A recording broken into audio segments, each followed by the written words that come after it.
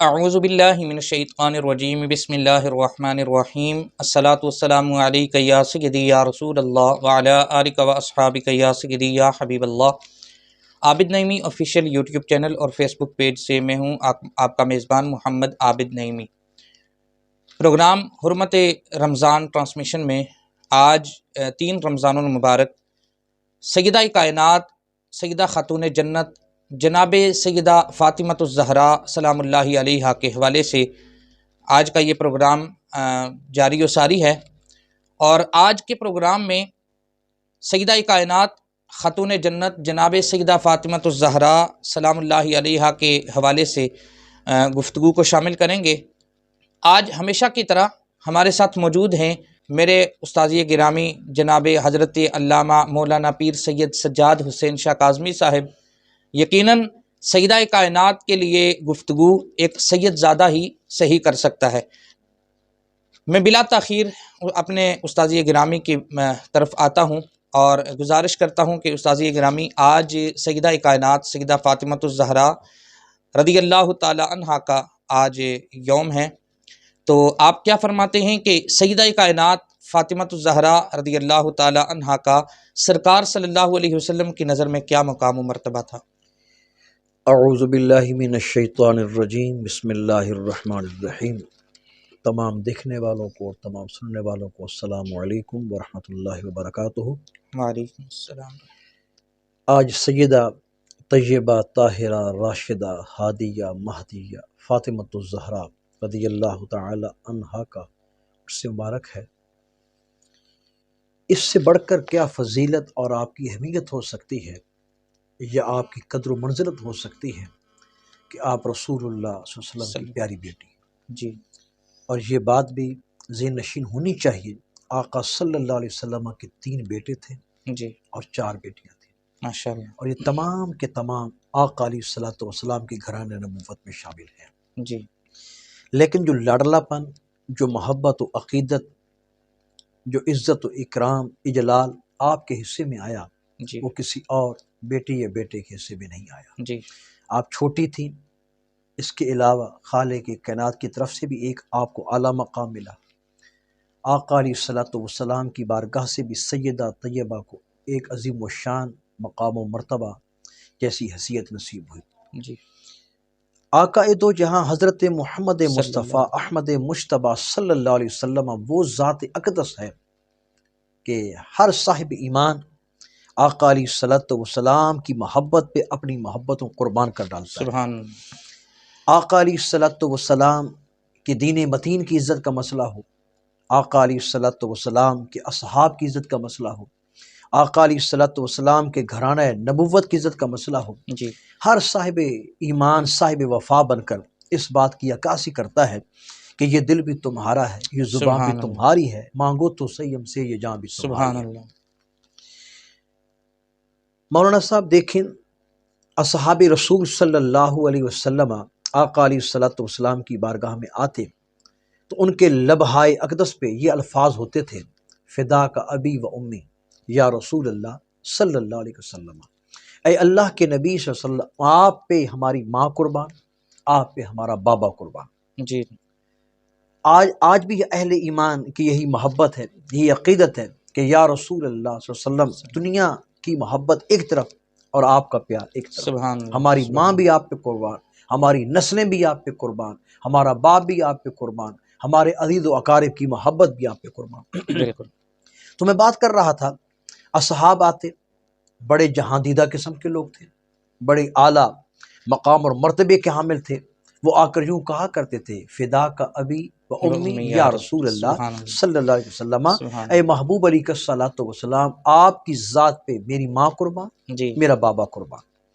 لیکن یہاں پہ سیدہ طیبہ طاہرہ کا مقام دیکھیں، سبحان اللہ، جو نبیلہ بھی ہیں، نجیبہ بھی ہیں، زکیہ بھی ہیں، رادیہ بھی ہیں، مرضیہ بھی ہیں، ہادیہ بھی ہیں، مہدیہ بھی ہیں۔ حضرت سیدہ فاطمۃ الزہراء رضی اللہ تعالیٰ سبحان عنہ کا اللہ، یہ مقام ہے۔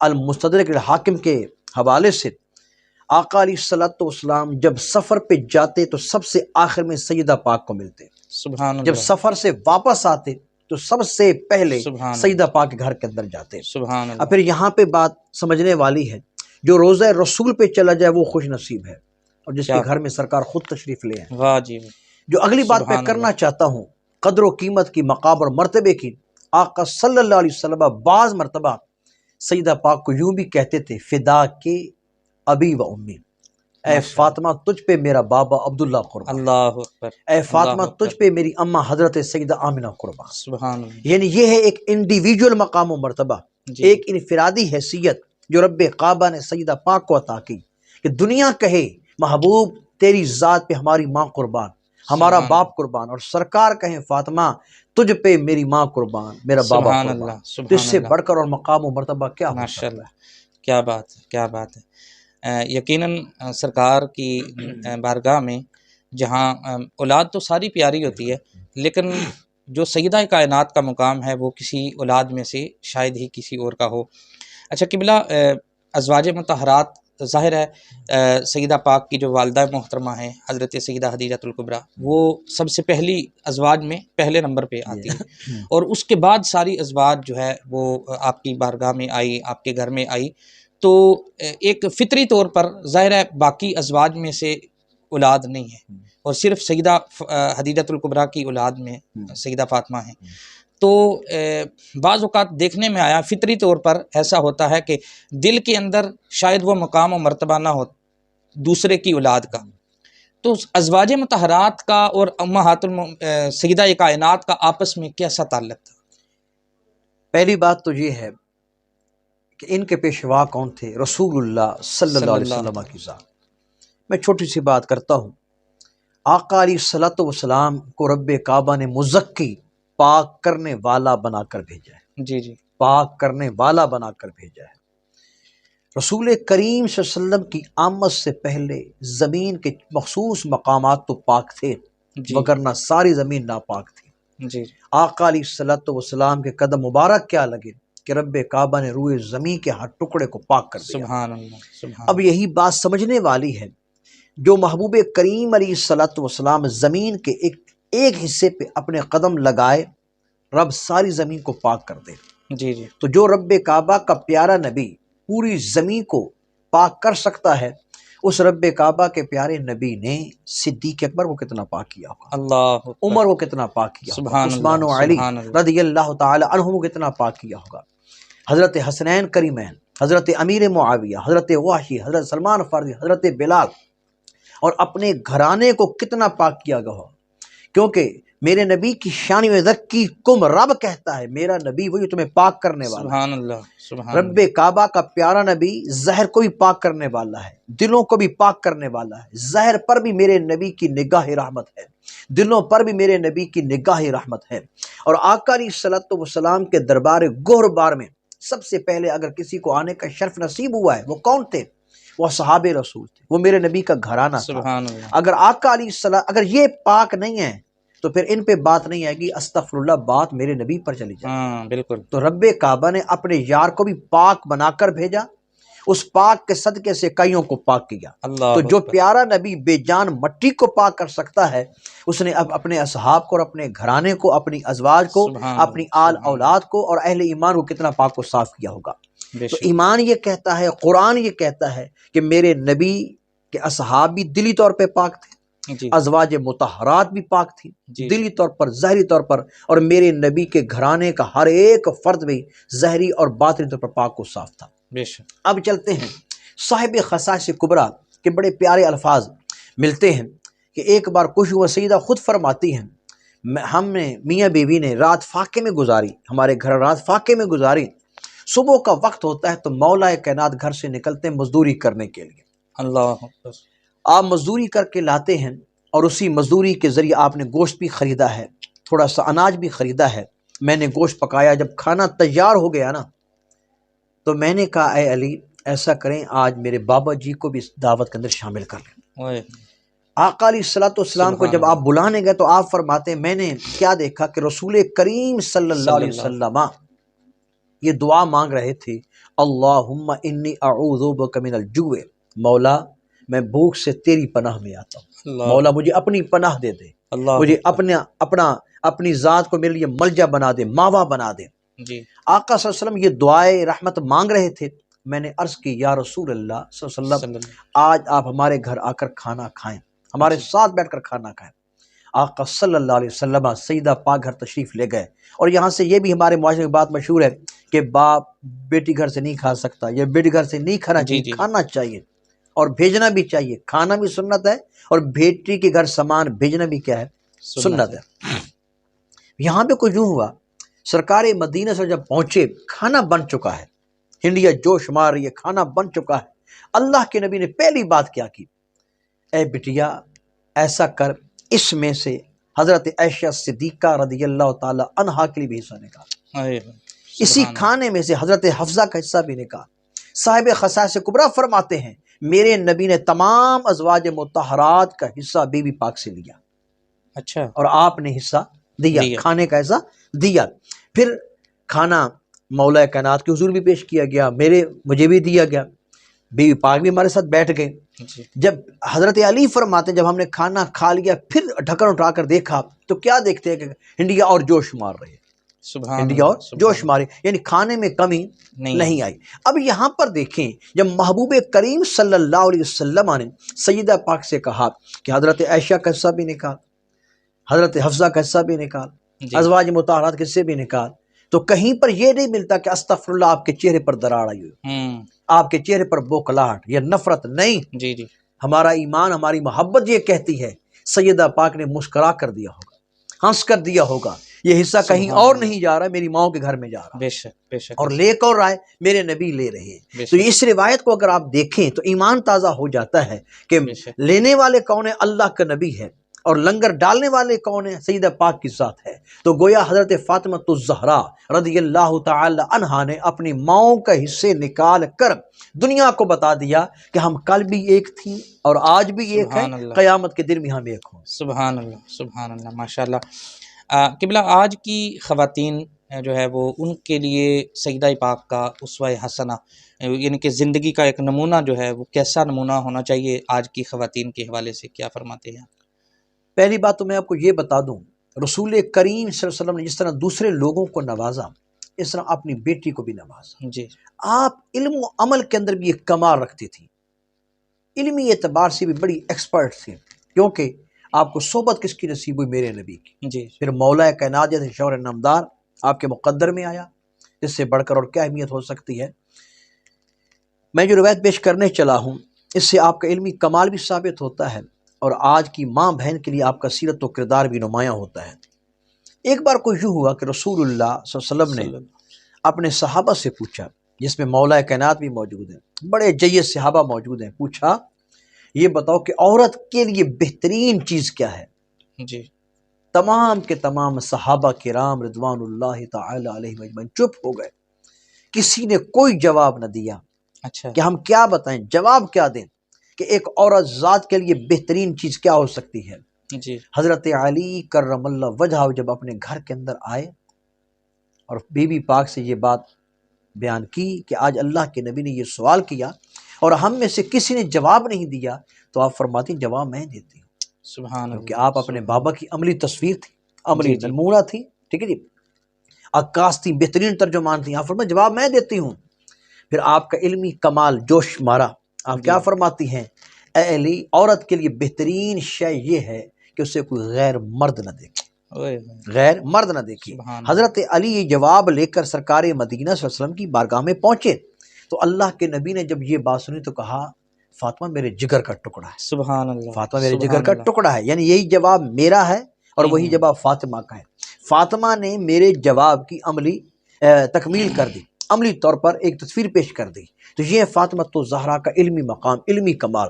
اب یہاں پہ دیکھیں آپ کا یہ کہنا کہ کوئی عورت کے لیے بہترین شے یہ ہے اسے اپنا خاوند تو دیکھے، اپنا بابا تو دیکھے، جی جی، آل اولاد تو دیکھے، لیکن کوئی اور نہ دیکھے۔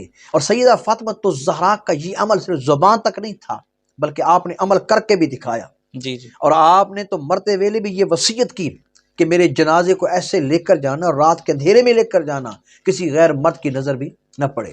اور وہ ایک دنیا کا پہلا جنازہ تھا کہ جس کو ایک بہترین انداز سے لپیٹا گیا، اس سے پہلے کوئی ایسا جنازہ نکلا نہیں تھا۔ اور تبھی تو بریلی کا بادشاہ یہ کہتا ہے نا، جس کا آنچل نہ دیکھا ماہو مہر نے، کہ سیدہ پاک کے پردے کا عالم یہ تھا، دنیا تو دور کی بات ہے، ان کے دوپٹے کے دھاگے کو نہ سورج نے دیکھا ہے نہ چاند نے دیکھا ہے۔ اللہ تو جس سیدہ پاک کے پردے کا یہ عالم ہے، نہ سورج دیکھے نہ چاند دیکھے، اس سیدہ پاک کے اور مقام مرتبے کا مقام کیا ہوگا؟ جی جی اگر آج کی عورت کلمہ پڑھے میرے نبی کا، کلمہ پڑھے سیدہ پاک کے بابا جی کا، جی جی اور بات کسی اور کی مانے، اللہ ماڈرن ایج کے مطابق عمل کرنا شروع کر دے، کوالیفائڈ لوگوں کو نمونہ بنانا شروع کر دے، ان کے لیے ضروری ہے وہ کسی اور کی سیرت کو نہ دیکھیں۔ اگر سیرت دیکھنی ہے تو سیدہ پاک کی سیرت کو دیکھیں۔ اللہ اگر سیدہ پاک کی سیرت پہ چل کر وہ شرم و حیا کا پیکر بنے گی، دنیا لاکھ ناراض ہو، اللہ راضی، سرکار راضی، اور سیدہ پاک راضی ہو جائیں گے۔ بے شک تو ہماری عورت خواہ وہ یونیورسٹی لیول پہ ہے، خواہ وہ کالج میں ہے، خواہ کسی بھی ڈپارٹمنٹ کے اندر وہ کام کرتی ہے،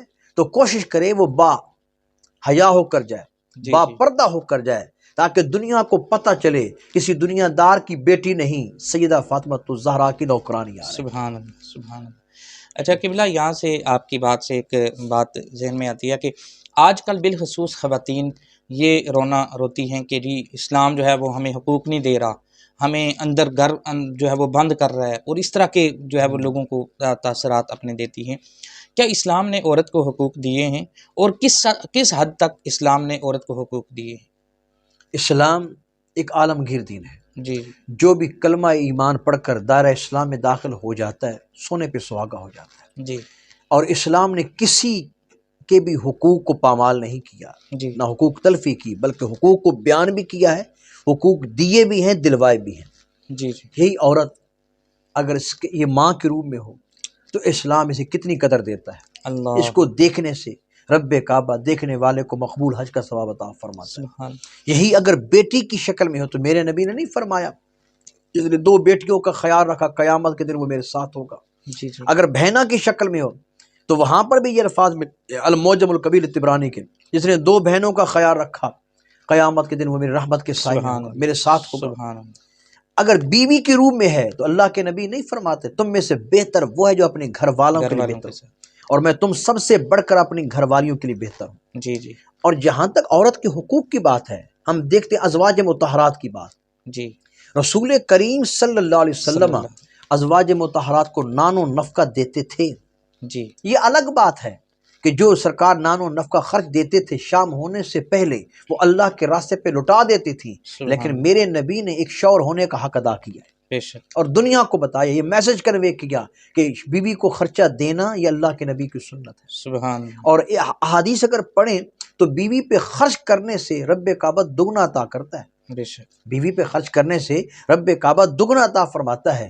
اللہ کرے کہ ہمارا یقین ایسا بن جائے جو یقین انبیاء والا تھا، جو یقین صحابہ والا تھا، تو پھر ہم دنیا کی دوڑ کو نہیں دیکھیں گے، سیرت نبوی صلی اللہ علیہ وسلم کو دیکھ کر ہمارا ایمان کا پول ہمیشہ تر و تازہ رہے گا۔ بے شک، جس طرح آپ بات کر رہے ہیں کہ اسلام نے تو حقوق دی ہیں۔ یہی عورت تھی جس کو زندہ درگور کر دیا جاتا تھا، جی جی، لیکن اسلام اس کو بیٹی کا درجہ دیا، اسلام نے اس کو بیوی کا درجہ دیا، بہنا کا درجہ دیا، ماں کا درجہ دیا۔ یہ اسلام ہی تو ہے۔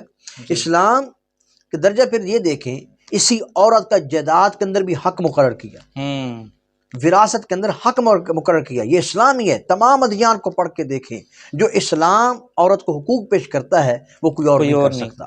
ہمارے یہاں جی میرا جسم میری مرضی، جب جسم رب نے بنایا اور تو نے رب کو مان بھی لیا ہے تو پھر اپنی مرضی نہیں، پھر مرضی یا اللہ کی چلے گی یا پیارے نبی کی چلے گی۔ سبحان اللہ۔ عورت کا مارش کے لیے باہر نکلنا بہت بڑا جرم ہے، اور غیر مردوں کے ساتھ بے پردہ ہونا بہت بڑا جرم ہے۔ بے شک، ہمیں تو یہ سوچنا چاہیے کہ اسلام نے تو ہمیں بہت کچھ دیا، ہم نے اسلام کو کیا دیا؟ اللہ، کہ اسلام نے کہا جی پردہ داری کرو، یہ کرو، وہ کرو، ہم نے اسلام کے حقوق پہ کتنا عمل کیا؟ یہ گلہ تو اسلام کو ہونا چاہیے، ہم گلہ کرتے ہیں اسلام کا۔ اسلام نے عورت کو بھی حقوق دیے، مرد کو بھی حقوق دیے۔ یہی وجہ ہے اگر آج ایمان والی عورت جس کا رب کعبہ کی ذات پہ کامل یقین ہے وہ سر اٹھا کے چلتی ہے، اللہ، ایمان والا مرد وہ سر اٹھا کے چلتا ہے کہ مجھے اسلام نے ایک عزت، ایک قدر و منزلت سے نوازا ہے۔ اس لیے ہماری ماؤں بہنوں بیٹیوں کو دنیا داروں کے اصول و قوانین پڑھنے کی بجائے سیرت نبوی صلی اللہ علیہ وسلم کا مطالعہ کرنا چاہیے تب جا کر ان کے دل و دماغ روشن ہوں گے، دل و دماغ کے روشن دان تر و تازہ اور ہوادار ہوں گے۔ انہیں پتہ چلے گا کہ جو مقام و مرتبہ دین اسلام نے عورتوں کو دیا ہے وہ کسی اور کا مقام و مرتبہ نہیں ملا۔ بے شک قبلہ، میں سمجھتا ہوں کہ ہمارے ملک پاکستان میں اور بالکل بلکہ پوری دنیا میں جتنے بھی مومنین ہیں، جتنے بھی مسلمان ہیں، وہ کم از کم اتنی غیرت ضرور رکھتے ہیں کہ اگر گاڑی میں بیٹھے ہیں عورت آ جائے تو وہ اب سیٹ چھوڑ دیتے ہیں، اپنی جگہ چھوڑ دیتے ہیں، عورت کی عزت کرتے ہیں۔ عورت آ جائے تو اگر باحیا عورت ہے تو سر شرم سے ہمارا جھک جاتا ہے، ہم تو اس کو اپنے سر کے اوپر بٹھانے کے لیے تیار ہیں، لیکن بات یہ ہے کہ وہ اس قابل ہو۔ تو میں سمجھتا ہوں کہ اسلام نے جو حقوق عورت کو دیے ہیں، شاید جس طرح آپ نے فرمایا کہ شاید ہی کوئی اور مذہب ہو کہ جو اسلام کو اتنے حقوق دیتا ہو۔ اب ہاں، جیسے خواتین جو ہے وہ جب مارچ کرتی ہیں وہ کہتی ہیں جی سالن ہم نے نہیں بنانا، اس طرح کے انہوں نے نعرے جو ہے وہ لکھے ہوتے ہیں کہ جناب ہم سے کپڑے دلوائے جاتے ہیں، ہم سے فلاں کی کروایا جاتا ہے، فلاں کروایا جاتا ہے۔ اسلام نے تو شرعی طور پر ایک بیوی جو ہے وہ اس کے حقوق میں یہ چیز شامل ہی نہیں ہے۔ دیکھیں، آپ کی بات بڑی پیاری ہے کہ سیدہ پاک حضرت فاطمہ الزہرا سے بڑھ کر کوئی ملکہ کونین ہے؟ جی جی، کوئی شہزادی کونین ہے؟ جنت کی آپ سردار ہیں، جنت کی عورتوں کی آپ سردار ہیں، آپ سے بڑا کوئی ہے؟ آپ اور مولا کائنات نے آپس میں بیٹھ کر یہ بات طے کی تھی، سیدہ پاک نے کہا تھا گھر کے کام میں کروں گی، باہر کام آپ کریں گے۔ اب گھر کے کام کیا تھے؟ کیا بات، جس طرح میں نے پہلے بتایا ازواج مطہرات والی بات، کھانا کس نے بنایا ہے؟ جی جی، سیدہ پاک نے بنایا۔ کس نے کھایا؟ مولا کائنات نے کھایا، میرے نبی نے کھایا، ازواج مطہرات نے کھایا۔ اللہ اکبر۔ کھانا پکانا، کپڑے دھونا، یہ کرنا وہ کرنا کس کی خدمت ہے؟ یہ شوہر نامدار کی ہے، جس کو مجازی خدا کہا جاتا ہے۔ اور میرے نبی نے تو یہاں تک کہا نا، جب اصحاب نے کہا تھا یا رسول اللہ صلی اللہ علیہ وسلم ہمارا دل بھی کرتا ہے دوسرے لوگوں کو، بادشاہوں کے سامنے لوگ جھک جاتے ہیں، ہم آپ کے سامنے بھی جھکیں، اپنے ماتھے کو رگڑیں۔ اللہ کے نبی نے کہا اگر سجدے کا حکم ہوتا تو رب کعبہ عورت کو حکم دیتا کہ وہ اپنے خامد کے سامنے سجدہ کرے۔ اللہ، یعنی مرد کے اتنے حقوق ہیں، مرد کے اتنے حقوق ہیں۔ جی جی، اب جو مرد اپنی عورت سے ناراض ہو، مجھے ایمان سے بتائیں کیا اس سے رب راضی ہوتا ہے؟ احادیث کا مفہوم یہ بتاتا ہے کہ رب کعبہ اس عورت کو محبوبین میں نہیں بلکہ ان لوگوں میں شامل کر لیتا ہے جن سے رب کعبہ نفرت فرماتا ہے۔ تو اگر ہم اپنی نفرتوں کو محبتوں میں بدلنا چاہیں تو ہم اپنے آپ کو نہ دیکھیں، اپنے راگ نہ الاپیں، قرآن و حدیث کو پڑھیں، ہمارا ایمان تازہ ہو جائے گا۔ اور پھر جس طرح آپ کہہ رہے تھے نا کہ ہمارے اندر اتنا حیا ہے، اتنا حیا ہے، تو یہ حیا ہمیں کس نے سکھایا؟ یہ حیا ہمیں اسلام نے سکھایا۔ اگر ہم بھی اسلام سے فارغ ہوتے تو کیا اتنا حیا کرتے؟ تو یہ اسلام کی طاقت ہی تو ہے، اسلام کی دولت ہی تو ہے جس نے ہمیں بتایا کہ باپ کو عزت کتنی دینی ہے، ماں کو عزت کتنی دینی ہے۔ یہی ماں بیمار پڑ جائے تو کیا اولاد دباتی نہیں ہے؟ یہی ماں بیمار پڑ جائے کیا بیٹیاں گھر کے کام نہیں کرتی؟ کیا کئی گھروں کے اندر بیٹے کام کرتے ہیں جن کی سسٹرز نہیں ہیں، اپنے ماں کا، یہ میں تجربے کی بات بتا رہا ہوں، اپنی ماں کا ہاتھ بٹانے کے لیے۔ تو یہ بتائیں کیا یہ کس نے عزت دی؟ اسلام نے عزت دی۔ اگر وہ لوگ صاحب عزت نہ ہوتے اسلام کی وجہ سے تو وہ بھی اپنی ماں کو عزت نہ دیتے۔ تو اسلام نے عزت دی ہے، کوئی لینے والا بنے تو صحیح۔ اسلام نے وقار دیا ہے، کوئی وقار لینے والا بنے تو صحیح۔ ہمیں یہ ضرور سوچنا چاہیے کہ ہم نے اسلام کو کیا دیا ہے۔ بے شک قبلہ، ایک تصویر میرے سامنے سے گزری ہے، کسی ملک کی تھی، غیر مسلم ملک کی، اور وہاں پہ ایک خاتون جو ہیں وہ انہوں نے اپنے پیچھے بیگ لگایا ہوا ہے، جیسے گھروں میں جا کے پیزے وغیرہ دیتے ہیں اس طرح، تو ساتھ پیچھے بیگ لگا ہوا ہے اور آگے اس کا ایک بچہ ہے جو اس نے بیگ میں ڈالا ہوا ہے۔ اب وہ لکھا ہوا تھا کہ دیکھیں اسلام کیا درس دیتا ہے، جیسے آپ نے فرمایا اسلام یہ کہتا ہے کہ عورت کو نان و نفقہ دینا یہ شوہر کی ذمہ داری ہے۔ تو کیا اسلام کیا کہتا ہے کہ عورت کی ذمہ داری نہیں ہے گھر کے اخراجات چلانا؟ اگر وہ چلاتی ہے تو وہ اس کی اپنی مہربانی ہے، شوہر کے اوپر وہ اس کے احسانات ہیں۔ لیکن غیر مسلم ممالک کے اندر عورتیں بھی، جیسے میں حیران ہوتا ہوں، عورتیں کہتی ہیں ہمیں برابر کے حقوق دیے جائیں، تو پھر جس طرح مرد اینٹیں اٹھا کے 10 منزلوں کے اوپر جاتا ہے، محنت مزدوری کرتا ہے، مشکل جو ہے وہ کام کرتا ہے، تو پھر عورتوں کو بھی مردوں کے ساتھ ایسے ہی کام کرنے چاہیے نا۔ لیکن عورت کو اسلام کیا درس دیتا ہے کہ عورت کی جو اخراجات ہیں، گھریلو جو اخراجات ہیں، اس کی ذمہ داری شوہر کے اوپر ہے. یہ اسلام کا نظریہ ہے. اور غیر مسلموں کا نظریہ وہ میں نے آپ کو بتا دیا کہ عورت جو ہے وہ بڑی مشکل سے ایک بیگ اس نے پیچھے لگایا ہوا ہے، ایک آگے لگایا ہوا ہے، اور یعنی کہ وہ جو عورتیں ان لوگوں کو دیکھ کر وہ نعرہ لگاتی ہیں نا کہ ہمیں حقوق دیے جائیں، تو وہاں پہ خواتین کے ساتھ ایسا سلوک کیا جاتا ہے. اور اسلام کے اندر خواتین کو کتنی عزت دی جاتی ہے یہ ہم سب جو ہے وہ دیکھتے ہیں. قبلہ آج سیدہ کائنات سیدہ خاتون جنت فاطمۃ الزہرا سلام اللہ علیہا کا عرس بھی ہے. لہٰذا میں پروگرام کے اختتام پر میں گزارش کروں گا کہ آپ سیدہ کائنات کی بارگاہ میں بھی اور پھر پوری امت محمدیہ کے لیے اور بالخصوص میرے والد محترم کے لیے آپ دعا بھی فرمائیں گے. اس سے پہلے میں کچھ عرصہ پہلے ایک ہستی جو تھی جن کے اوپر تہمتیں لگائی گئی اور جن کو یہ کہا گیا کہ یہ سیدہ کائنات کے نعوذ باللہ گستاخ ہیں، میں ان کے 2 شعر پڑھتا ہوں، پھر اس کے بعد جو ہے وہ جو انہوں نے سیدہ کائنات کی بارگاہ میں لکھے ہیں، تو پھر اس کے بعد آپ دعا فرمائیے.